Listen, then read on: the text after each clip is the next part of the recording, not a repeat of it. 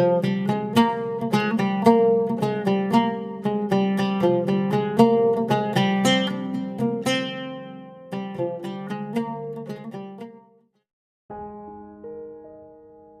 datang di channel Ayo Ngaji. Sebelum Anda mendengarkan, ada baiknya tenangkan perasaan Anda dan nyamankan posisi tubuh Anda. Jangan lupa disertai juga dengan mengucapkan basmalah. Selamat mendengarkan. Orang yang mengikuti agama Islam, menganut agama Islam disebut al-muslimun. Dan muslimun itu di sini dikatakan khairu ummatin, sebaik-baik umat. Maksudnya sebaik-baik umat itu artinya umat yang terbaik. Ukhrijat, yang telah dikeluarkan linnasi kepada manusia. Umat Islam itu adalah khairu ummatin, umat yang terbaik yang dikeluarkan terhadap manusia. Artinya orang Islam itu umat yang terbaik di antara manusia. Artinya bangsa yang terbaik. Boleh silakan Anda merasa dirinya paling hebat, paling pintar, boleh nggak? Boleh. Siapa yang larang? Anggapan Anda sendiri, ya kan begitu. Nyatanya Anda hebat nggak? Saya yang mengatakan ini ayatnya benar. Allah mengatakan kamu umat yang terhebat di antara umat-umat yang lain, dan terbukti hebat.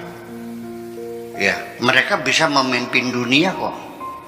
Bisa bikin peradaban besar ya di Cordoba, di Spanyol. Ya, yang mengawal Islam dengan ilmu pengetahuan, dan banyak orang barat belajar dari orang Islam di Cordoba. Sekarang hebat enggak? Hebat nggak sekarang? Kalau ya hebat, di mana hebatnya? Tolong sampaikan kepada saya. Ya. Jadi ini menceritakan orang-orang Islam zaman dahulu yang masih benar, ya begitu kan itu, yang masih jujur, yang bertakwa, yang beriman dan sebagainya. Ini hebat. Kamu hebat nggak sekarang? Nah, maksud saya ayat ini jangan dijadikan dalil Anda berbangga diri, menyombongkan diri sebagai umat yang paling hebat. Ini ceritanya untuk orang-orang dahulu, bukan untuk kita semuanya. Kalau kita pengen jadi umat yang hebat, ya seperti orang zaman dahulu. Ya, yang siap berjuang, siap membela kebenaran, membela kemanusiaan dan sebagainya. Kan seperti itu. Ukhrijat linnasi. Al-muslimun al-mu'taqiduna aqidatan sahihatan. Yaitu orang-orang Muslim yang meyakini keyakinan yang benar, akidah yang benar. Akidah yang benar yang bagaimana? Yang hebat itu apa? Mu'tazilah, apa Qadariyah, apa Jabariyah, apa Syiah, apa Wahabi Salafi, Ahlussunnah wal Jamaah, Muhammadiyah, NU, Persis, yang mana? Yang benar. Ya, ini ceritanya kan akidahnya satu, tetapi realitanya akidah kita, ya betul, nama Tuhannya sama, namanya Allah, ya kan? Tetapi mengucapkan namanya saja itu berbeda dari satu lidah dengan lidah yang lain. Ada yang bilang Allah, kurma terserah Gusti Allah. Dengar nggak? Gusti Allah, Gusti Allah, Gusti Allah, Gusti Allah. Betul nggak? Yang benar di mana? Hamzahnya lafzul jalalah itu dibaca fathah, bukan o, tapi a. Jadi Allah bukan Allah. Banyak kita orang Islam menyebut nama Tuhannya saja nggak jelas kok. Betul nggak? Nah, itu saja. Apalagi dengan kekuasaannya, dengan ilmunya, dengan segala macam sifat-sifat Tuhan yang berbeda-beda antara Asy'ari 20 sifat wajib, Maturidi 13, Mu'tazilah tak terhingga, dan sebagainya dan sebagainya. Iya, dan itu semuanya adalah persepsi-persepsi. Jadi akidah yang benar yang mana? Yang penting bagi saya jangan bertengkar. Sudah selesai. Kalau Anda yakinnya Mu'tazilah, ya silahkan. Tapi jangan mengklaim bahwa akidah saya yang benar, yang lain salah. Itu aja kok. Al-amiluna bihadhil akidah, yang betul-betul mengamalkan akidah ini. Akidah apa ya? Akidah Islam tadi. Ya, yang berdasarkan akidah, berdasarkan penghayatan, pengamatan, pembelajaran, penelitian, ya, dan akhirnya keputusan kebulatan hati untuk menyatakan dirinya sebagai muslim. Nah, makanya la kullu man wulida fi baiti muslim, bukan semua orang yang terlahir di rumah muslim lalu dia muslim. Kita ini semua yang ada di ruangan ini, di gedung serbaguna ini, bapak-bapak menjadi muslim kan karena lahir di rumahnya orang Islam. Betul nggak? Saya lahir di Kertasmaya, bapak saya kiai, ibu saya beragama Islam. Maka sejak kecil saya dididik untuk ke masjid, ya. Kalau sholat ketinggalan dijewer, iya kan? Jadi saya masuk Islam karena secara kebetulan saya dilahirkan oleh dua orang tua yang beragama Islam dan tempatnya di daerah Muslim. Kalau saya lahirnya di Beijing, agama siapa? Tetapi itu pun kita tetap mengakui keislaman kamu ini sekalipun bukan hasil proses pencarian. Islam ujug. Anda tidak pernah belajar kan, membandingkan dengan agama yang lain, meneliti, enggak kan? Ya udah, langsung percaya begitu saja. Ya, hidayahnya caranya seperti itu. Hidayah Allah yang diberikan kepadamu itu caranya seperti itu, dengan cara ujug. Ya karena kebetulan lahirnya di tengah-tengah umat Islam, orang tuanya agama Islam, ya beragama Islam. Itulah kira-kira. Nah, itu. Ini la kullu man wulida fi baiti muslim, bukan semua orang yang lahir di rumah Islam, wala kullu man laka lisanuhu kalimat al-Islam, dan bukan semua orang yang bisa mengucapkan kalimat-kalimat Islam, bukan semata-mata orang yang bisa mengucapkan kalimat syahadat, bukan hanya asyhadu alla ilaha illallah, bukan hanya la ilaha illallah hanya mulutnya saja, tapi yang betul-betul diyakininya. Jadi ada proses meloncat dalam proses akidah, ada proses meloncat. Satu, kita beragama Islam melalui proses keturunan, ya, bukan dari belajar, mencari, penelitian, sehingga apa yang kita jalani tidak diproses dengan kepastian eksperimentalis, langsung percaya saja, ya kan? Dan tanpa uji coba, kebaikan, keburukan, langsung ujuk-ujuk menjadi fanatis. Seorang fanatis itu kan meyakini kebenaran yang sangat kuat sekali, yang tidak bisa digoyang-goyang, sangat fanatis sekali, yang berdasarkan eksperimen. Tapi kita, fanatisme kita tidak berdasarkan eksperimen. Jadi artinya kita bisa terima seseorang meyakini adanya sorga, sekalipun dia tidak pernah bereksperimen dan belum pernah masuk surga, dia yakin ada sorga, nggak ada masalah. Dalam wilayah keyakinan nggak ada masalah. Gitu. Sampai sekarang ada nggak orang yang pernah pulang lagi dari akhirat, lalu memberikan testimoni gitu? Ya kan belum pernah ada. Ya tenang, ya sudah persoalannya. Jadi maksud saya, intinya mas satu, saya sudah lelah melihat orang bertengkar nih. Sebelum lanjut mendengarkan, kami sangat berterima kasih bila mana Anda ikut serta mendukung channel kami dengan cara like, komen, dan subscribe. Terima kasih dan selamat mendengarkan kembali. Benar, sudah melelahkan, capek. Saling hina menghina, menjelekkan, mengkafirkan, memurtadkan. Capek. Dan saya mudah-mudahan diberikan kekuatan oleh Allah untuk tidak tergoda. Saya ikut ya mereka mengkafir-kafirkan orang lain, membidah-bidahkan, menyesat-nyesatkan, memurtad-murtadkan. Dari mana tahunya? Seperti Tuhan aja. Yang tahu isi hati orang kan Allah ya.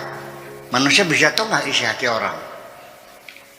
Dari mana Anda tahunya dia murtad, dia kafir, dia musyrik? Sampai sadis halal darahnya. Artinya kalau halal darahnya itu artinya boleh dibunuh kan? Iya. Saya kira kita harus saling menghargai apapun akidahnya, akidah A, akidah B, akidah C, akidah Z dan sebagainya. Ya sudahlah, silakan Anda. Yang penting saya lebih banyak menuntut konsistensi dan konsekuensi dari keyakinanmu itu aja kok. Saya tidak akan menguji kebenaran keyakinan Anda dengan dalil-dalil dan sebagainya. Surga itu seperti apa, adanya di mana, nggak perlu. Yang penting kalau ya Anda yakin ada surga dan lalu Anda ingin masuk surga, baru saya mengamati kelakuan Anda, perbuatan Anda sehari-hari. Apa benar kamu ini termasuk orang yang ingin masuk surga? Ternyata ada orang susah, kelaparan, tidak terdorong hati sanubarinya untuk ngasih makan orang kelaparan. Nggak percaya Anda ingin masuk surga? Ada anak yatim terlantar, nggak punya ibu, nggak punya bapak, tidak bisa sekolah. Anda tidak pernah bertanya kok. Punten, ini saya punya tolok ukur seperti itu. Kalau Anda yakin ada neraka dan Anda takut masuk neraka, saya tidak percaya ketika Anda masih tiap malam melacur, mabok-mabokan, mencuri. Nggak percaya bahwa Anda takut neraka. Bohong semuanya. Iya kan? Yuk, apa yang Anda yakini buktikan dengan perilaku Anda sehari-hari. Itu ya, bukan masalah dalil. Terlalu banyak di dunia ini orang beragama, dia yakin pakai dalil enggak kok. Pokoknya ngandel bebas. Banyak nggak? Banyak nggak orang beragama yang begitu di sini? Pokoknya percayalah. Pokoknya kata buyanya merah, ya sudah ikut merah semua. Ada yang begitu? Ya, iya. Dalam beragama, dalam bersyariat Islam pun sesungguhnya yang bermadhab Syafi'i di Indonesia hanya 1-2 orang. Yang lain mah tidak bermadhab, hanya muqallid, bertaklid. Yang bermadhab itu saya yang bermadhab, ya kan? Kemudian Kiai Masduki, Kiai Amin, Kiai Johar, iya kan? Dan para ulama-ulama, Hasyim Asy'ari dan sebagainya, itu orang bermadhab. Kalau masyarakat mah ya bermadhab kepada Hasyim Asy'ari aja. Ngintil apa jare? Ya itu. Jadi yang bermadhab siapa? Begini, kalau kita bermazhab tuh artinya mengikuti metodologinya, mengikuti dalil-dalilnya. Kalau hanya mengikuti kata kiainya haram dia ikut haram, kata kiainya makruh ikut yakini makruh, kata kiainya ini air namanya mustamal dia ikut air mustamal, ya itu namanya taklid. Sah nggak ya? Sah saja. Kenapa sih? Ya kita nggak bisa menuntut orang cerdas semua kok. Betul nggak? Nah itulah makanya udah kita hentikan bahwa nanti ujungnya Kita akan menilai kesolehan seseorang, keyakinan seseorang, apa ia percaya apa tidak, itu kita lihat dari tingkah lakunya. Gaya hidup sehari-hari. Nggak usah pakai dalil kok, nggak usah banyak kola-kola. Wis pada saat kabeh kola gini ya. Iya, ya kita buktikan aja. Itu saya lebih damai hati saya melihat orang sederhana, tukang macul, tukang beca, iya kan, masuk masjid nggak punya topi hitam, nggak punya pita, pakai sapu tangan diikat kepalanya, iya kan, pakai celananya celana hitam, celana komprang, agak naik diturunin dikit di bawah lutut, ya kan, Allah Akbar, tapi dia khusus sholatnya, itu yang saya kagumi kok. Iya, daripada orang yang datang dengan pakai jubah, pakai sorban, udah datangnya telat, nyingkirin orang suruh minggir. Karena nanti ujungnya mah apa sekalian, aghlabiyatu ahli jannati al-bulhu. Mayoritas penduduk surga itu adalah orang-orang apa? Bulhu itu lugu. Al-amiluna bihadhil aqidah, itu yang al-amiluna bihadhil aqidah. Jadi yang keyakinannya, akidahnya diamalkan, diimplementasikan. Yang lapar dikasih makan, anak yatim dipelihara, betul enggak? Iya, bukan hanya dalil yang perlu-perlukan, dalil terserah kamu. Iya, banyak orang yang beragama baik tidak tahu dalilnya kok. Jadi ada dalil akal, ada dalil nakal. Kalau dalil akal itu logika, ya kan? Kalau dalil nakal itu dari teks agama, qala ta'ala, qala rasul dan sebagainya. Kitabnya begitu. La kullu man wulida fi baiti muslim wa la kullu man laga lisanuhu kalimat al-islam. Wa fi dhilli hadzal bayan, di dalam penjelasan ini, yabdu alladzina yufarriquna bainallahi wa rusulihi, kelihatan di situ orang yang membeda-bedakan antara Allah dan utusan-utusannya. Wa yufarriquna baina ba'di rusuli wa ba'din, dan membeda-bedakan antara sebagian rasul dengan sebagiannya, munqati'ina an mauqibil iman, padahal mereka sudah terlepas jauh dari rombongan iman, ya, mufarriqina lil wahdati allati jama'aha Allah, mereka sudah terjerai-berai dari persatuan yang dihimpunkan oleh Allah, ya, munkirina lil wahdaniyati, dia mereka mengingkari keesaan allati yaqumu 'alaihal imanu billah, yang dijadikan landasan iman kepada Allah Subhanahu wa taala. Jadi pada akhirnya kesimpulan terakhirnya, saya tidak melarang Anda merasa bangga sebagai muslim, hak Anda dan boleh. Bahkan itu penting. Anda bukan semata-mata merasa sebagai bangsa Indonesia. Diperlukan Anda merasa bangga sebagai bangsa Indonesia. Betul nggak? Ada kebanggaan. Saya kira semacam itu, ya, baliknya sebagai self koreksi bagi kita saja. Artinya menyadari ujung-ujungnya maksud saya bukan lagi jelek-jelekan Islam, tapi sedang mengoreksi kenapa kita ini kok jadi bangsa yang paling mundur. Kenapa? Ya, kesulitannya begitu kita mencoba menguraikan, banyak yang tersinggung. Jadi maksudnya dibiarkan saja gitu, ya masa bodoh lah gitu. Ya nggak bisa dong. Kalau begitu, kalau saya bilang masa bodoh, berarti saya tidak mencintai Islam dong kalau begitu. Betul nggak? Mau diceritakan begini-gini, itu yang jadi persoalan. Sebelum lanjut mendengarkan, Kami sangat berterima kasih bila mana Anda ikut serta mendukung channel kami dengan cara like, komen, dan subscribe. Terima kasih dan selamat mendengarkan kembali. Saya mengatakan,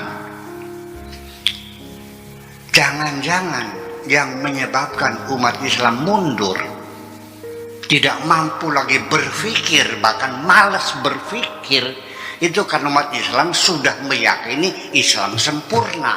Itu kan menjadi geger. Kalau orang sudah yakin Islam sempurna, mikir enggak? Ya enggak. Perlu ikhtiar enggak? Ya enggak. Perlu menguji kebenarannya enggak? Ya enggak, sudah sempurna, sudah selesai.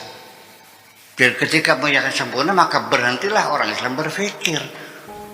Itu menjadi masalah, dikiranya jadi harus meyakini Islam sempurna. Ya itu jadi masalah. Dan masih banyak orang yang belum paham loh. Jadi dikiranya saya menghina Islam karena saya mengatakan Islam belum sempurna. Ya artinya bapak-bapak dan ibu-ibu sekalian, mendengarkan baik-baik. Apakah dengan fikih Islam yang sama sekali tidak pernah melarang perbudakan itu sudah sempurna? Dan boleh kita teruskan perbudakan? Dan bukan itu saja, sampai ada hadis Nabi di Sahih Bukhari-nya ada. Perbudakan itu dianggap sebagai status quo, ya, yang tidak bisa dihindari. Kata hadisnya begini, al-abdul abiqu kafirun hatta ya'uda ila sayyidihi. Seorang hamba budak sahaya yang kabur, al-abiqu, abiqun itu yang kabur, al-abdul abiqu budak yang kabur minggat, ya, kafirun, hukumnya kafir, dihukumi kafir hatta ya'uda ila sayyidihi, sampai dia bertobat kembali kepada majikannya. Kesetiaan budak kepada majikannya menentukan dia sebagai orang kafir. Mau bilang apa? Hadisnya ada, silakan cari sendiri di Sahih Bukhari ada.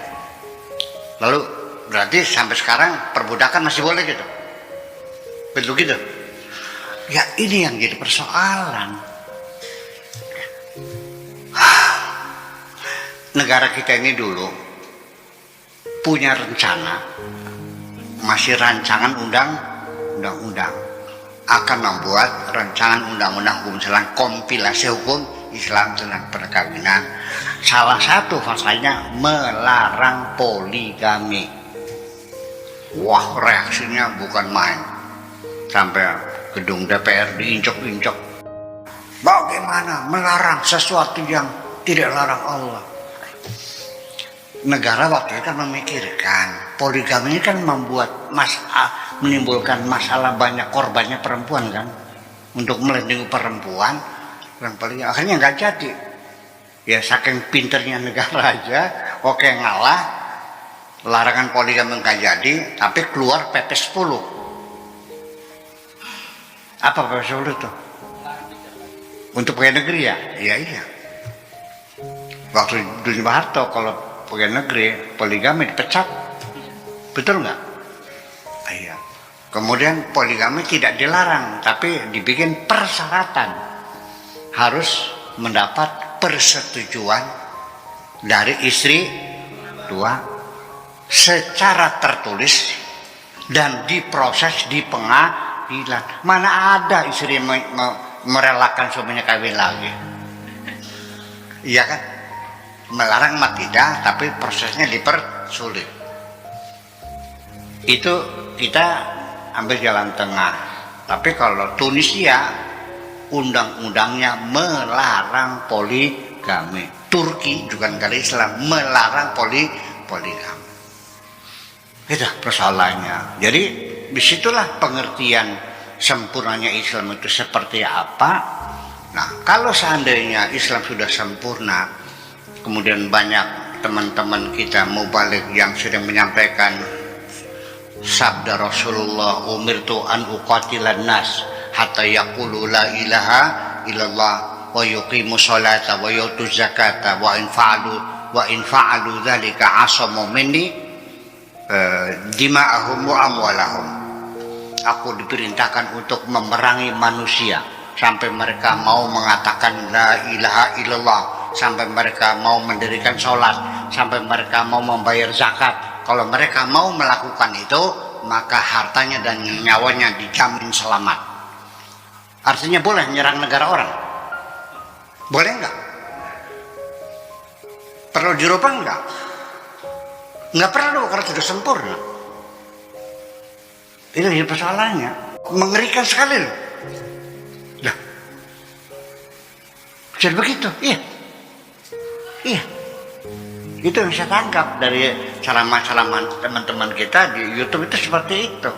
Jadi boleh nyerang nyerang Singapura, nyerang Filipina, nyerang Thailand, suruh masuk Islam, suruh baca syahadat, suruh sholat, suruh puasa, ya, suruh sholat, suruh zakat ya. Kalau mereka mau ya dijamin selamatnya. Kalau enggak, awas. Masih berlaku enggak kebebasan menyerang negara orang? Itu kan persoalannya. Paham Bapak sekalian? Udah sekarang kita nggak usah bertengkar lah. Ngapain bisa bertengkar? Dan saya insya Allah saya tidak akan tergoda, tidak akan terjebak untuk bertengkar dengan siapapun. Oleh karena itu mohon maaf Bapak sekalian, silakan bila Anda ingin menjelek-jelekan saya, silakan bebas. Mengkafirkan saya, mangga silakan. Ya, memurtadkan saya, mangga silakan. Dan Anda menuntut saya harus baca syahadat lagi, mangga silakan. Saya tidak akan menjawab sepatah pun apa yang Anda katakan. Silakan sesuka-suka Anda. Saya tidak punya waktu untuk bertengkar dengan siapapun. Terima kasih. Anda telah mendengarkan hingga selesai. Semoga video ini bermanfaat untuk Anda. Semoga kita selalu berusaha untuk bisa bertaubat kepada Tuhan dan selalu dalam ampunan Allah Azza wa Jalla. Terima kasih. Bagaimana caranya kira-kira selesai bulan puasa, semangat ibadah kita dua kali kita hati kita ini pada fase berapa nih? Kepedulian sosial terus